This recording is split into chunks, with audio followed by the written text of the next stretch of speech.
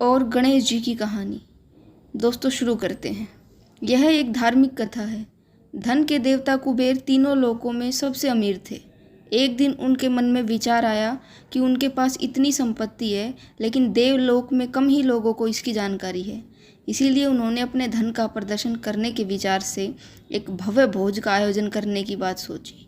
इस भोज में तीनों लोकों के सभी देवी देवताओं को आमंत्रित किया गया। भगवान शिव कुबेर के इष्ट देवता थे, इसीलिए भगवान शिव का आशीर्वाद लेने कुबेर कैलाश गए और भगवान शिव से कहा, प्रभु आज मैं सभी लोकों में सबसे ज़्यादा धनवान हूँ। यह सब आपकी कृपा से संभव हो पाया है। अपने निवास पर एक बड़े भोज का आयोजन करने जा रहा हूँ। कृपया आप परिवार सहित भोज में पधार कर मुझे अपनी कृपा से अनुग्रहित करें। भगवान शिव को कुबेर का मौजूद अहंकार दिख गया, इसलिए भगवान शिव बोले, वत्स मैं कहीं बाहर नहीं जाता। यह सुनकर कुबेर शिव भगवान के सामने गिड़गिड़ाने लगे, भगवान अगर आप नहीं आएंगे तो आपके बिना मेरा सारा आयोजन बेकार हो जाएगा, व्यर्थ हो जाएगा। तब शिव जी ने कहा, एक उपाय है, मैं अपने छोटे बेटे गणेश को तुम्हारे भोज में जाने को कह दूंगा।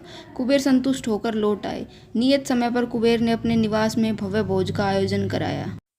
सभी लोगों के देवता पहुंच चुके थे। अंत में भगवान गणेश जी आए और आते ही कुबेर से कहा, मुझको बहुत तेज भूख लगी है, मेरे लिए जल्दी से भोजन लाया जाए। कुबेर स्वयं उन्हें भोजन कराने के लिए भोजन से सजे कमरे में ले गए। सोने और चांदी की थाली में भोजन परोसा गया। कुछ देर बाद ही सारा भोजन खत्म हो गया। गणेश जी के लिए दोबारा खाना परोसा गया। गणेश जी उसे भी खा गए। बार बार खाना परोसा जाता और क्षण भर में गणेश जी सारा भोजन चट कर जाते। थोड़ी देर में हजारों देवी देवताओं और असुरों के लिए बना भोजन खत्म हो गया, लेकिन भगवान गणेश का पेट नहीं भरा। वे रसोई घर में जा पहुंचे और वहां सारा रखा कच्चा सामान भी खाने लगे, लेकिन तब भी उनकी भूख समाप्त नहीं हुई। जब सभी खाद्य वस्तुएं खत्म हो गई तो भगवान गणेश ने कुबेर से कहा, जब तुम्हारे इस भोज में मुझे खिलाने के लिए कुछ था ही नहीं तो तुमने मुझे अपने भोज में न्योता क्यों दिया था।